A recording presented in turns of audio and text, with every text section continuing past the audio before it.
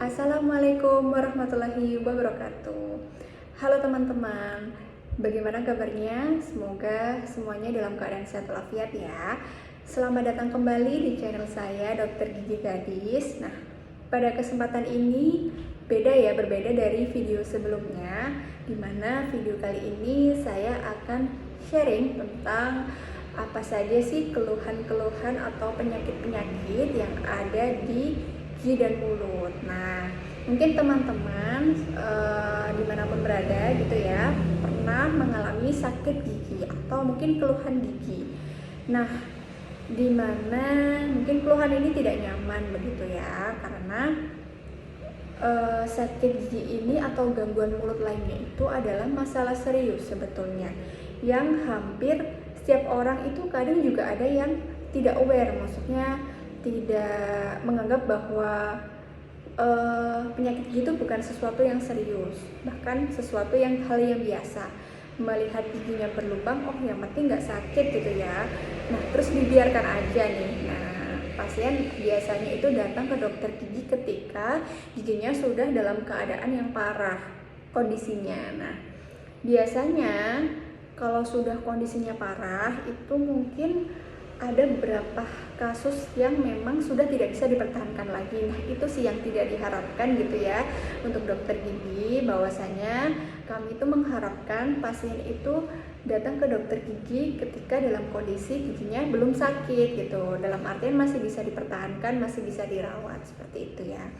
Nah, sejauh ini di tempat praktik saya bekerja gitu ya, saya banyak sekali menemui pasien-pasien di mana jarang sekali ya giginya itu tanpa masalah gitu ya, tanpa adanya gigi berlubang ataupun karang gigi. Nah, biasanya pasien datang itu selalu membawa masalah, membawa keluhan gitu ya, datang ke dokter gigi. Nah, penyebabnya bermacam-macam, mulai dari adanya gigi berlubang, kemudian adanya sisa akar yang mungkin belum diambil gitu ya, atau mungkin adanya sariawan, atau mungkin banyak beberapa kasus gitu ya yang menyebabkan giginya sakit dan datang ke dokter gigi. Nah, kadang juga bisa karena kurangnya menjaga kesehatan gigi dan mulutnya, pemeliharaan setiap harinya gitu. Biasanya mungkin sikat giginya kurang teratur gitu ya, mungkin sebelum tidur jarang gosok gigi gitu ya, atau mungkin saya biasanya pasien bilang, saya loh dok sudah sikat gigi gitu ya 2 kali sehari, bahkan lebih dari itu gitu, tapi kok masih giginya berlubang mungkin, atau mungkin karang giginya kok masih ada ya dok, kenapa? Nah, mungkin caranya sikat giginya masih belum benar, atau mungkin dari kondisi giginya sendiri itu susunannya memang berdesakan dan mungkin kurang terjangkau sikat giginya saat membersihkan. Nah, jadi masih banyak sekali gitu ya penyebab kenapa kok masih ada masalah gigi dan mulut seperti itu. Nah, atau mungkin juga pasien suka makanan yang terlalu manis, terlalu asam, terlalu lengket gitu ya. Jadi meskipun kita sudah rajin sikat gigi, kita juga harus tetap menjaga pola makan kita gitu ya, menghindari makanan yang terlalu manis, setidaknya mengurangi, dan pemeliharaannya juga harus lebih ekstra lagi gitu ya.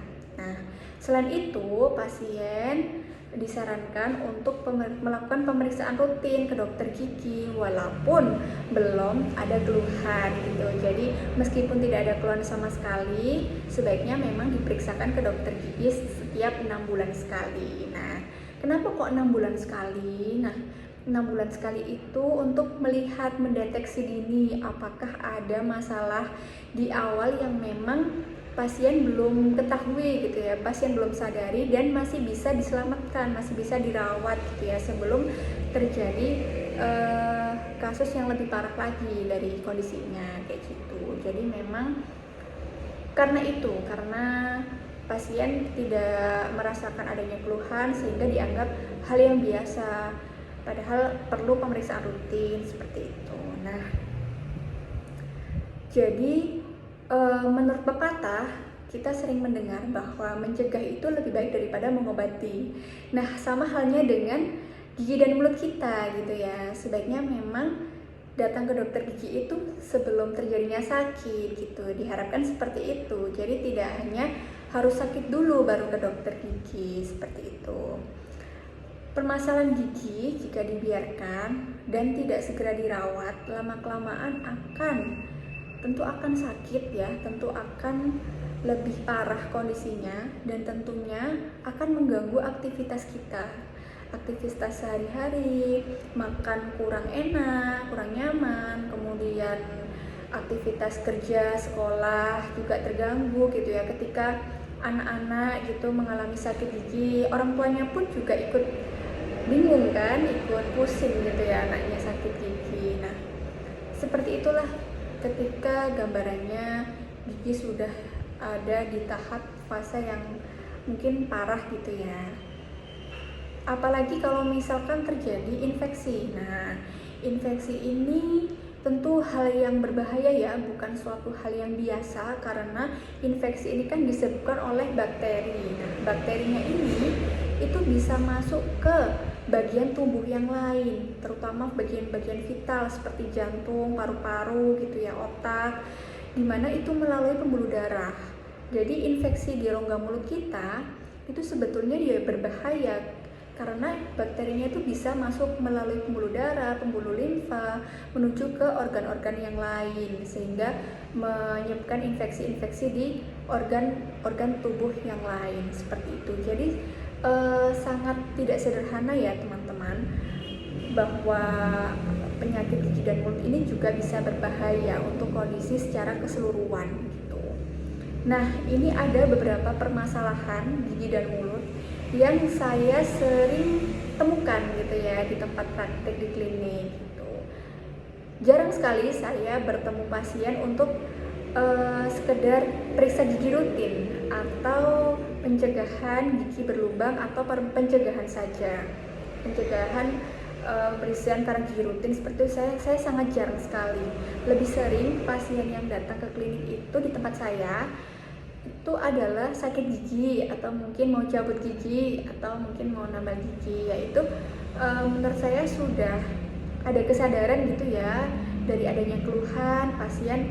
Alhamdulillah berkesadaran untuk datang periksa ke dokter gigi, bukan ke tempat lain atau mungkin hanya konsumsi obat dibeli sendiri di apotek seperti itu ya. Jadi pasien memberanikan diri ke dokter gigi itu sudah alhamdulillah gitu ya. Saya sangat apresiasi begitu ya untuk aware pasien yang sudah ada keluhan, tapi saya sangat mengharapkan bahwa pasien ke dokter gigi itu tidak harus menunggu keluhan seperti itu. Nah, yang pertama adalah yang paling saya temui gitu ya, dan menurut data Riskesdas ini adalah satu penyakit yang pertama gitu ya, yang terbanyak di Indonesia, yaitu gigi berlubang. Nah, mungkin teman-teman di sini ada yang giginya sedang berlubang nih. Nah, segera dilakukan perawatan ya ke dokter gigi sebelum terjadinya sakit gitu ya. Jangan ditunda-tunda gitu. Karena ya itu tadi, permasalahan gigi dan mulut itu kalau semakin ditunda maka bukan semakin akan sembuh gitu ya. Tidak membuat gigi itu akan kembali lagi bentuknya, tidak, bahkan lebih parah, bahkan akan menginfeksi giginya gitu ya. Nah, kalau kita ketahui gitu ya, lapisan gigi itu kan ada berlapis-lapis nih ya. Lapisan terluarnya yang warna putih yang kelihatan ini itu memang sebagai pelindung lapisan dalam-dalamnya. Nah, lapisan dalam yang paling dilindungi adalah saraf giginya, atau biasa kita kenal istilah medisnya itu pulpa, ruang pulpa, saluran akar, saluran saraf giginya. Nah, ini berisi pembuluh darah, berisi jaringan-jaringan gitu ya, berisi dengan pembuluh saraf, dimana ini sangat vital gitu, keberlangsungan hidup giginya itu dari sini gitu. Bayangkan lapisan terluarnya ketika tidak ada, maka lapisan dalamnya ini yang akan mengalami peradangan, terkontaminasi kuman dari luar gitu kan, sehingga nanti bisa sakit gigi, bisa infeksi. Nah, oleh karena itu pentingnya sangat ini ya, menjaga lapisan terluar ini supaya tetap intact, supaya tetap kuat gitu ya, mineral-mineral giginya itu supaya tetap terjaga gitu kan, biar tidak terjadi lubang gigi. Nah, selain lapisan telur gigi, gusi pun itu juga tujuannya apa sih Allah menciptakan gusi kita? Yaitu karena untuk pertahanan di dalamnya juga kayak gitu. Bayangkan ketika gusi kita mengalami kerusakan oleh karena karang gigi, nah itu mungkin bisa menyebabkan masalah yang lain begitu ya. Jadi yang pertama adalah gigi berlubang tadi. Kenapa sih kok bisa gigi berlubang terjadi gitu kan ya? Karena banyak faktor. Yang pertama, karena rongga mulut kita ini terdiri dari bakteri-bakteri mikroba. Ada yang mikroorganisme yang menguntungkan, ada yang memang merugikan. Nah, yang bikin gigi berlubang itu kebanyakan adalah yang merugikan. Jadi ketika sisa makanan kita yang kita makan gitu ya, yang manis-manis, yang gula-gula itu nempel ke permukaan giginya, kemudian tidak segera dibersihkan atau mungkin sikat giginya juga jarang gitu ya, sehingga kuman-kumannya tadi itu memakan sisa makanan yang menempel tadi, sehingga akan menghasilkan suasana asam. Nah, keasaman dari rongga mulut, pH-nya rongga mulut kita itu membuat mineral-mineral giginya itu larut. Nah, kalau mineral giginya larut, lama-kelamaan akan ada pori-pori gigi di permukaannya, sehingga lama-kelamaan bisa menjadi lubang. Mungkin awalnya lubang yang tidak kasat mata, lama-kelamaan jadi lubang yang semakin besar seperti itu. Jadi awal mulanya seperti itu, karena sisa makanan yang nempel, terus ada kuman juga, dan diolah tuh sama kuman jadi suasana asam, sehingga mineral giginya itu dia larut. Nah, gigi berlubang ini masih di awal itu masih permukaan yang luar, mungkin tidak ada keluhan. Nah, ini yang biasanya pasien belum sadar bahwa ini sudah berlubang dan bisa segera dilakukan perawatan sebelum lubangnya ini semakin dalam. Biasanya pasien datang itu ketika sudah ada peradangan di saraf giginya dan harus dilakukan perawatan saluran akar yang mungkin kunjungannya bisa lebih dari satu kunjungan, bahkan biayanya juga relatif lebih mahal gitu ya daripada perawatan gigi yang masih di awal dan juga masih sekali kunjungan. Jadi memang itulah kenapa keuntungannya kita pemeriksaan gigi rutin. Nah, yang pertama adalah mengurangi jumlah kunjungan ke dokter gigi. Kalau giginya kita sudah sakit, nah sudah ada keluhan, maka kunjungannya akan lebih sering. Otomatis biaya yang dikeluarkan juga lebih banyak begitu ya, bukan lebih sedikit lagi. Kemudian rata-rata kalau untuk gigi berlubang itu sebetulnya bisa dilakukan pencegahan sebelum terjadinya berlubang, atau biasa kita kenal dengan sebutan topical aplikasi fluoride. Itu bisa dilakukan ke pasien, ke gigi anak-anak juga bisa, ke gigi yang masih remaja gitu bisa. Saya itu paling empati gitu ya ketika pasien anak-anak datang ke saya itu ketika kondisi gigi permanennya yang baru tumbuh setahun, 2 tahun, atau 3 tahun tuh sudah kondisinya yang rusak parah, bahkan sudah terjadi infeksi dan diindikasikan untuk dicabut. Itu kan sangat sayang sekali gitu ya, ketika gigi itu diambil maka giginya sudah tidak bisa tumbuh lagi, sudah harus dicabut seperti itu. Nah, oleh karena itu sangat penting sekali gitu ya, anak-anak mulai diajarkan caranya pencegahan atau pemeliharaan kesehatan gigi dan mulutnya itu mulai sejak kecil, sejak dini gitu. Jadi sebelum memang dia bisa menjaga kesehatan gigi dan mulutnya secara mandiri, memang perlu pendampingan dari orang tua seperti itu. Nah, yang kedua, yang paling saya sering temui adalah keluhan banyaknya karang gigi yang menyebabkan gusinya sering berdarah, kemudian adanya peradangan di gusinya gitu ya, atau mungkin sampai membuat giginya goyang. Nah, penyebab utamanya adalah bakteri dari karang giginya. Kenapa sih karang gigi ini ternyata tidak menyebabkan sakit? Kadang ya awal-awal tidak menyebabkan sakit, tapi kalau dibiarkan lama-kelamaan bakterinya dalam karang gigi ini bisa merusak jaringan penyangganya, bisa merusak gusinya, bisa merusak tulangnya, bahkan bakterinya juga bisa menyebabkan infeksi dalam rongga mulutnya, atau juga bisa masuk melalui pembuluh darah seperti bakteri-bakteri pada lubang gigi, kemudian menuju ke organ-organ yang lain yang lebih vital gitu ya. Biasanya sih ini ya, kebanyakan kenapa pasien yang mau melakukan tindakan operasi terutama di operasi jantung begitu ya, pasti pasien itu akan dirujuk ke poligigi dulu, karena permasalahan giginya harus selesai dulu teman-teman.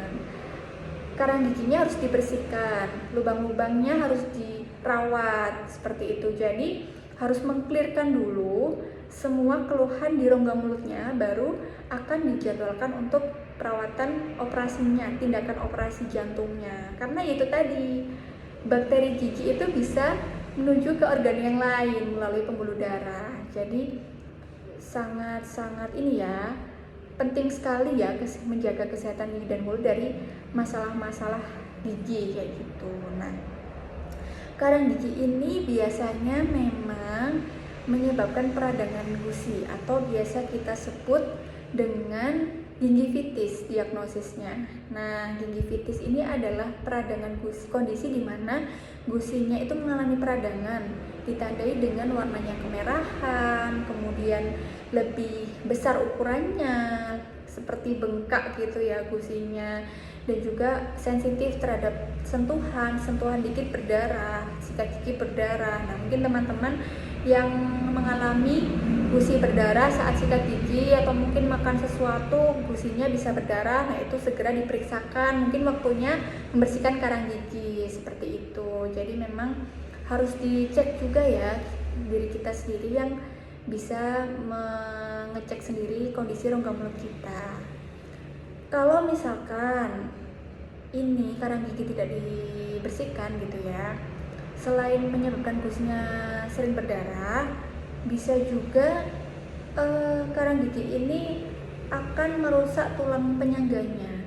Jadi ketika gigi itu kan bisa berdiri kuat, itu kan ada jaringan yang mengelilingi gitu ya. Ada tulang, ada yang namanya gusi gitu kan, dan jaringan-jaringan periodontal lainnya. Nah, ketika ini penyangganya rusak, maka giginya itu kan sedikit ya yang tertanam dalam tulang, lama-kelamaan akan goyang atau biasa kita sebut dengan penyakit periodontitis istilah medisnya. Jadi peradangannya bukan hanya di gusi lagi, sudah masuk lebih dalam lagi, merusak tulangnya. Biasanya ditandai dengan giginya sudah mulai goyang, kemudian adanya ngilu begitu ya, atau biasanya juga nyeri, tidak nyaman dipakai mengunyah karena goyangnya tadi, atau giginya tiba-tiba lepas tanggal gitu ya tanpa penyebab apapun. Nah, itu biasanya karena itu tadi, karena karang gigi. Bisa juga menyebabkan infeksi gigi atau adanya nanah gitu ya di bagian gusinya. Nah, pasien biasanya bingung, ini gigi saya nggak berlubang dok, tapi kok bisa bengkak. Nah, kumannya ya dari sini tadi, dari karang giginya tadi. Jadi tidak hanya dari lubang gigi saja yang menyebabkan infeksi nanah. Jadi infeksi nanah itu kan memang penyebabnya utamanya adalah bakteri. Nah, bakterinya ini bisa banyak sumbernya, selain gigi berlubang juga bisa dari karang gigi. Jadi sangat ini ya teman-teman, dua hal ini itu memang yang paling banyak ditemukan gitu ya, selain karang gigi juga lubang gigi berlubang. Biasanya pasien itu ketika datang hanya mengeluhkan lubang gigi, saya akan melakukan pemeriksaan secara keseluruhan gitu ya, secara holistik semua kondisi rongga mulutnya termasuk gigi-giginya. Biasanya kalau misalkan karang giginya itu banyak, saya sarankan ke pasien untuk direncanakan pembersihan karang gigi gitu. Jadi kalau misalkan giginya sudah goyang begitu ya, itu kita lihat dulu kegoyangannya ini derajatnya itu parah atau masih sedang atau masih awal. Biasanya kalau masih awal gitu, itu masih bisa dilakukan pembersihan dulu karang giginya dan distabilkan. Ada perawatan penstabilan gigi goyang gitu ya, namanya splinting kalau di klinik ya. Jadi memang kasusnya sebisa mungkin kan kita mempertahankan giginya ini sesuai dengan posisinya gitu ya, supaya nanti kalau giginya lepas kan nanti perlu perawatan rehabilitatif karena akan mengganggu fungsi pengunyahannya seperti itu. Jadi memang tergantung kondisinya. Kalau memang tidak bisa dipertahankan ya memang nggak mau ya dicabut seperti itu. Jadi teman-teman harus lebih aware lagi begitu ya, untuk mengecek apakah ada kondisi gigi berlubang gitu ya di kondisi rongga mulutnya, dan juga apakah sudah waktunya membersihkan karang gigi rutin. Nah, mungkin itu dulu teman-teman di video kali ini gitu ya, yang saya jelaskan, yang saya sharingkan gitu ya ke teman-teman tentang apa saja sih penyakit-penyakit yang ada di rongga mulut. Nah, cukup dulu dari saya. Kita akan sambung ke video berikutnya, mungkin apa saja gitu ya penyakit-penyakit yang bisa ditemukan di rongga mulut kita, dan mungkin teman-teman belum aware gitu ya, ini perawatannya harus apa ketika kondisi saya ada yang seperti ini, kayak gitu. Sekian dari saya, mohon maaf jika ada kurangnya begitu ya. Sekian, wassalamualaikum warahmatullahi wabarakatuh. Terima kasih, jangan lupa tonton terus, like, komen, dan subscribe. Oke, sekian dari saya, terima kasih.